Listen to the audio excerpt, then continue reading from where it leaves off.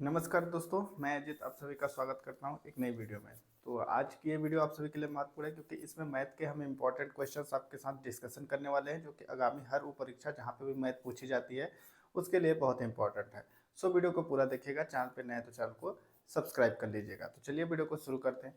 तो दोस्तों, ये जो क्वेश्चंस आप देख रहे हैं ये पुराने जो एग्जाम हो चुके हैं उनमें आए हुए रियल क्वेश्चंस हैं, मतलब जो PYQ आधारित जो मॉक टेस्ट के रूप में आप इसको मान सकते हैं। PYQ SSC या फिर रेलवे, इन दोनों एग्जामों में आए हुए ये क्वेश्चंस की एक सीरीज है। सो वीडियो को पूरा देखिएगा। तो चलिए वीडियो को शुरू करते हैं। सबसे पहला क्वेश्चन है, एक वस्तु का अंकित मूल्य और विक्रय मूल्य क्रमशः 6600 रुपये और 4752 रुपये है। छूट प्रतिशत कितना है ये ज्ञात करना है। परसेंटेज का बहुत ही बेसिक और बहुत ही इंपॉर्टेंट सवाल है। सो इसको इसके लिए क्या करना है, देखिए अंकित मूल्य की बात कर रहा है तो अंकित मूल्य इक्वल टू 6600, 6600 रुपये अंकित मूल्य दिया है और जो विक्रय मूल्य यानी सेलिंग प्राइस दिया गया है, विक्रय मूल्य इक्वल टू 4752। अब हमको इसका डिफरेंट ले लेना है। डिफरेंट अगर हम चेक करें तो 10 में से अगर 2 जाएगा तो 8 यहाँ पे बचेगा। फिर देखिएगा ये 9 हो गया, 9 में से 5 जाएगा तो 4 हो जाएगा, फिर ये 5 हो जाएगा और इधर से 1 आ जाएगा तो 15 हो जाएगा। तो 8 7 15 होता है और बच गया 1, 1848। यहाँ पे हमको इसका डिफरेंट मिल गया। तो इसमें जो छूट प्रतिशत की बात कर रहा है, छूट कितने का मिला, अंकित मूल्य था 6600 रुपये और बेचा कितना गया 4752 रुपये। छूट की बात करें तो 1848 रुपये की छूट मिली, तो 1848 को हम ऊपर रखेंगे और छूट हमेशा अंकित मूल्य यानी मार्क प्राइस पे मिलता है, तो हम 6600 को नीचे रखेंगे, इंटू में कर देंगे 100 क्योंकि हमको परसेंटेज में वैल्यू को निकालनी है। अब ये 2 जीरो से ये 2 जीरो कट गया और ये जो है 66 का जस्ट ये 28 गुना होगा। तो option number D is the right answer. 28% की यहाँ पे डिस्काउंट देखने को मिला है। सो इस तरीके से ऐसे जो परसेंटेज के क्वेश्चंस आते हैं उसको सॉल्व किया जाता है। फिर अगला क्वेश्चन है, अगला क्वेश्चन आपकी स्क्रीन पे है जिसमें कह रहा है 2 वर्षों के लिए, ये भी परसेंटेज का है, ये चक्रवृद्धि ब्याज का है दोस्तों। 2 वर्षों के लिए 22,000 रुपये पर प्राप्त चक्रवृद्धि ब्याज अर्धवार्षिक रूप से संयोजित इतना है, तो वार्षिक ब्याज दर कितनी है ये ज्ञात करना। मतलब देखिए कंपाउंड इंटरेस्ट है लेकिन उसमें जो ब्याज लग रहा है वो हर 6 महीने पे लग रहा है और इसमें परसेंटेज नहीं दिया गया है। तो हम कैसे निकालेंगे, सबसे पहले देखिएगा जो हमारा प्रिंसिपल अमाउंट है वो 22,000 रुपये है। 22,000 रुपये प्रिंसिपल है, उस पर जो ब्याज लगा 2 साल का 6 महीने पे करके, तो वो है 10,210 रुपये 20 पैसा। ये ब्याज इतना हमको लगा। इसके लिए हम करेंगे क्या, या तो ऑप्शन की तरफ चलें या फिर इसको हम जो 22,000 को ऊपर रख के नीचे में रख देंगे 10,210 रुपये और इंटू में कर देंगे 100। इतना जब करेंगे हम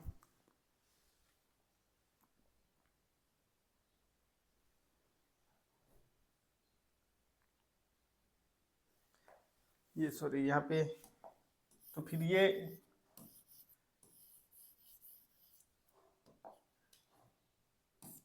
$10,210.2 और 22,000 नीचे हो गया। ये जीरो से ये 2 जीरो से 2 जीरो कट गया, ऊपर में बच गया 10,210.2 डिवाइडेड बाई 220। जब हम नीचे से काटेंगे तो ये हो जाएगा 46.41। ये पूरा आ गया ब्याज दोस्तों, इतना ओवरऑल ब्याज लगा। मतलब 2 साल में जो ब्याज लगा इस पे हमारे प्रिंसिपल अमाउंट पे वो 46.41% लगा। और जबकि यहाँ पे अर्धवार्षिक ब्याज बोल रहा है कि हर जो 6 महीने में ब्याज लगा है, तो हम यहाँ पे 46.41 को 4 से भाग दे देंगे तो 4 एकम 4, 4 एकम 4, अप्रोक्स 11% आ रहा है। और ऑप्शन के अकॉर्डिंग अगर चले तो ये 6 महीने का ब्याज आपको देखने को मिल रहा है दोस्तों, 11% 6 महीने के लिए लगा। तो अप्रोक्स इसका राइट आंसर ऑप्शन नंबर जो बी है इसका राइट आंसर है। अगर आप 20% के हिसाब से चलेंगे तो 22,000 रुपए का आप 20% निकालेंगे, मतलब देखिए 22,000 जो है ये हमारा मूलधन है, 20% ये ईयरली ब्याज है, तो एक साल 6 महीने का 10% लगेगा, क्योंकि इसको 2 पार्ट में डिवाइड करके हमको ब्याज को कैलकुलेट करना पड़ेगा, क्योंकि क्वेश्चंस में 6 मंथ का कंपाउंड इंटरेस्ट की बात कह रहा है। देन अगला क्वेश्चन, एक मेज को 11,480 रुपए में बेचने पर 18% की हानि होती है, जब उस मेज को 15,540 रुपए में बेची जाती है तो हानि या लाभ प्रतिशत की गणना कीजिए। देखिए प्रिंसिपल हमारा जो होता है वो हमेशा 100% होता है, यानी मूलधन जो हमारा होता है वो 100% होता है। हमेशा प्रॉफिट की बात करें, लाभ अगर होगा ना तो इस 100 में जो भी प्रॉफिट होगा वो परसेंटेज के बिहाफ पे ऐड होगा, यानी प्लस होगा। और अगर लॉस होगा यानी घाटा होगा तो वो इसी मूलधन से माइनस होगा। यहाँ पे 18% का लॉस बोल रहा है, तो 100 में हम 18 को माइनस कर देंगे तो यहाँ पे हमको जो भी वैल्यू मिलेगी वो हमारा एक्चुअल वैल्यू होगी, मतलब उतने रुपए में फाइनल वो प्राइस सेल किया गया था। तो यहाँ पे जैसे 100 में हम 18 को माइनस कर देंगे तो 82 हमको देखने को मिलेगा, मतलब 100 रुपए की चीज थी वो 82 में सेल की गई, और 82 की वैल्यू दी गई है 11,480, जब अपने आप में 82% है, परसेंटेज होने के कारण इधर पे 100 का इंटू करेंगे। जब हम इसको डिवाइड करेंगे तो 82 का 140 140 बार में ये पूरी तरीके से कट जाएगा 140, और 140 इंटू 100 करेंगे तो ये 14,000 का प्रोडक्ट था, 14,000 का सामान था जिसको 11,480 में सेल किया गया था। अब हमको करना क्या है, 15,540 में, अब 14,000 हमारा मूलधन है तो हम 15,000 में 15,540 में 14,000 को माइनस कर देंगे, तो हमको यहाँ से जब हम 15,540 माइनस कर देंगे तो यहाँ पे हमको मिल जाएगा 451, 1540 का अंतर। 1540 को हम ऊपर रखेंगे, नीचे में कर देंगे 14,000 को और गुणे में 100, यहाँ पे इंटू कर दिए हमने 100, ये 2 जीरो से इधर का 2 जीरो कटा, इधर से इधर का कटा। अब जो 14 का ये 11 गुना होता है, 11% की प्रॉफिट अगर होगी जब आप 15,540 में उस सामान को बेचेंगे तब। अगला क्वेश्चन सिंप्लीफिकेशन का है, 420 420 प्लस 64 डिवाइडेड बाई 8, इस तरीके से हम इसको लिख सकते हैं। फिर माइनस का 3 इंटू 2 ये कर दिए, 8 28 64, 8 का 8 गुना होता है 64, फिर 420 प्लस 8 माइनस 6, इसका इसमें इंटू हो गया, देखिए भाग होता है फिर गुणा होता है फिर जोड़, तो 428 ये दोनों जुड़ गया माइनस 6, इसको माइनस कर देंगे तो 422। Option number B is the right answer. फिर जो अगला क्वेश्चन है कुछ इस तरीके से है, दो संख्याएं इस प्रकार दी गई हैं कि पहली संख्या दूसरी संख्या की आधी है, यदि उनका औसत 15 है तो पहली संख्या क्या है ये ज्ञात करना। औसत की जहां पे बात कही जाए तो औसत बराबर आंकड़ों का योग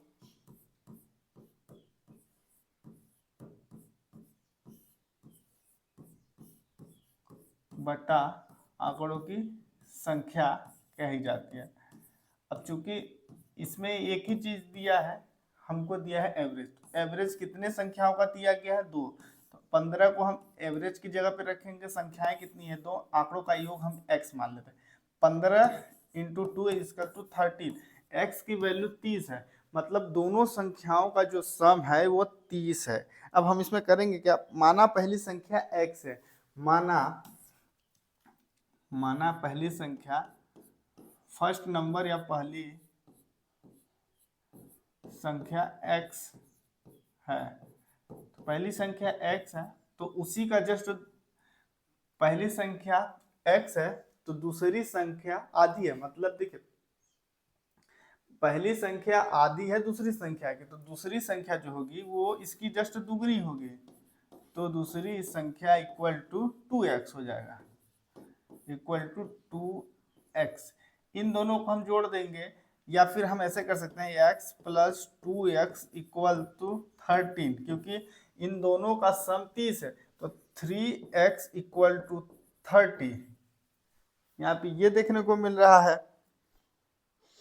अब हम करेंगे क्या, तीन या तो x equal to 30 divided by 3, 3 एक कम 3 मतलब 10, x की वैल्यू जो यहाँ पे हमको मिल गई x इक्वल टू 10, एक संख्या 10 है तो दूसरी संख्या 20, तो पहली संख्या की बात करें तो पहली संख्या ऑप्शन नंबर ए हो जाएगी, क्योंकि x का मान यहाँ पे 10 रखेंगे और यहाँ पे 10 रखेंगे तो 20, पहली संख्या 10 और दूसरी संख्या 20 देखने को यहाँ पे हो जाएगा। फिर अगला क्वेश्चन, जॉन ने एक बैंक खाते में $1000 जमा किए और 5% वार्षिक सिंपल इंटरेस्ट की दर से 2 वर्षों का ब्याज उसको कितना मिलेगा ये ज्ञात करना। अगर इसको बात करें सिंपल इंटरेस्ट यानी एसआई की बात कर रहा है, सिंपल इंटरेस्ट 1 साल का अगर 5 है तो सिंपल इंटरेस्ट सेम ही लगेगा, 2 साल के लिए 10 हो जाएगा, 5 दूना 10%, 1000 का 10%, 2 जीरो से जो जीरो कटा यहाँ पे 100 मिल गया, तो option number C is the right answer, $100 उसको पे करना पड़ेगा। अगला, यदि 5 शर्ट का क्रय मूल्य 3 शर्ट के विक्रय मूल्य के समान हो तो लाभ परसेंट ज्ञात करना है। इसको कैसे करेंगे, सबसे पहले जो 5 शर्ट का क्रय मूल्य है और 3 शर्ट के विक्रय मूल्य के बराबर है, तो इसका डिफरेंट कितना है, 2 का डिफरेंट किस पे है, 5 पे इंटू कर देंगे 10, 5 दूना 10 और 2 गुणे 20 इक्वल टू 40 यहाँ पे देखने को मिल रहा है। फिर इसको हम ऐसे भी कर सकते हैं, यहाँ पे 3 रखेंगे और इंटू में 100 करेंगे, और फिर जब इसको डिवाइड करेंगे ना तो ये चूंकि ये 200 हो जाएगा, 200 डिवाइडेड बाई 3, तो 3 छंग 18 मतलब 66.66, ये ऐसे ही रिमेनिंग चलता जाएगा, यानी सी नंबर इसका राइट आंसर हो जाएगा। 66.66 यानी 66.66% का प्रॉफिट यहाँ पे देखने को मिलेगा। फिर अगला क्वेश्चन, एक घन की भुजा की लंबाई 14 सेंटीमीटर है, घन का पार्श्व पृष्ठीय क्षेत्रफल कितना होता है, पार्श्व पृष्ठीय क्षेत्रफल इक्वल टू होता है 4 इंटू या 4a², a मतलब ये जो वैल्यू दी गई है, तो 4 ये का मतलब 14 गुणे 14, इसका इंटू कर देंगे 14 इंटू 14, तो इन सभी का इंटू करेंगे तो 784 सेंटीमीटर स्क्वायर, क्योंकि सेंटीमीटर में वैल्यू दी गई है और 2 सेंटीमीटर स्क्वायर होगा, 2 बार सेंटीमीटर सेंटीमीटर इंटू होगा तो सेंटीमीटर स्क्वायर में कन्वर्ट हो जाएगा। Option number B is the right answer. So अगला क्वेश्चन और लास्ट क्वेश्चन, इसमें कह रहा है पाइप ए पाइप बी एक खाली टंकी को 42 और 56 मिनट में भर सकते हैं, और पाइप सी अकेले उस पूरी भरी हुई टंकी को 84 मिनट में खाली कर सकता है। तीनों पाइपों को 8 मिनट के लिए खोला जाता है और बाद में सी को बंद कर दिया जाता है। पाइप ए पाइप बी एक साथ कितने समय में मिलकर शेष टंकी को भर देंगे। यहाँ पे देखिएगा, सबसे पहले ए जो है ये 42 मिनट में भरेगा, बी जो है उसको 56 मिनट में भरेगा, और सी माइनस काम कर रहा है क्योंकि भरी हुई टंकी को ये खाली करेगा। यहाँ से हमको लेना है एलसीएम, या वो नंबर जो तीनों संख्याओं को आसानी से डिवाइड कर जाए। तो 168 हम यहाँ पे ले लेते हैं, 168, 168। 56 का जस्ट ये 3 गुना होता है, 84 का 2 गुना, 56 का 3 गुना, और ये 4 गुना इसका होता है। मतलब ए की क्षमता 4 है, बी की क्षमता 3 है, और सी की क्षमता 2 है जो कि माइनस में है। तो इस यहाँ पे कैसे होगा, ए प्लस बी प्लस सी, यहाँ पे ये हो गया, और ये 8 मिनट के लिए खोला गया तो हम इंटू करेंगे 8। टोटल काम हमारा यहाँ पे, टोटल वर्क जो है ये जो 168 है, टोटल वर्क, टोटल काम है। ए की क्षमता 4 है, बी की क्षमता 3 है, और सी की क्षमता माइनस में 2 है। यहाँ पे इसको प्लस कर देंगे तो 4 3 7, यहाँ पे ये 7 अट्ठे 56, क्योंकि 4 3 को जोड़ के 8 का इंटू करेंगे 56 हो जाएगा, माइनस 8 दूना 16। यहाँ से हमको मिल गया 40। मतलब ओवरऑल 8 मिनट के लिए जो खोला गया था तो 40 वर्क डन हो गया, क्योंकि देखिए 56 टोटल काम हुआ था, जिसमें से बी के द्वारा तो 16, मतलब 56, अगर हम लीटर में बात करें 56 लीटर पानी 2 टंकियों के द्वारा मिलकर भरा गया, लेकिन 16 लीटर पानी को जो तीसरी यानी सी वाली टैंक है वो नल है वो खाली कर रहा है। तो 40 लीटर अभी तक ओवरऑल आया, और 168 में से हम 40 को माइनस कर देंगे, 40 को माइनस कर देंगे तो 8 2 1, 128 कार अभी भी बाकी है। 128 कार तो हमको ए और बी से कराना है, तो 4 3 7, हम यहाँ पे 7 से इसको डिवाइड कर देंगे। तो यहाँ पे जब हम इसको डिवाइड करेंगे तो 18.28 इसका राइट आंसर है। तो ऑप्शन नंबर जो डी है इस क्वेश्चन का राइट आंसर है। सो आई होप वीडियो अच्छी लगे तो लाइक करें, चैनल पे नए तो चैनल को सब्सक्राइब करें। मिलते हैं अगली वीडियो में, तब तक के लिए धन्यवाद।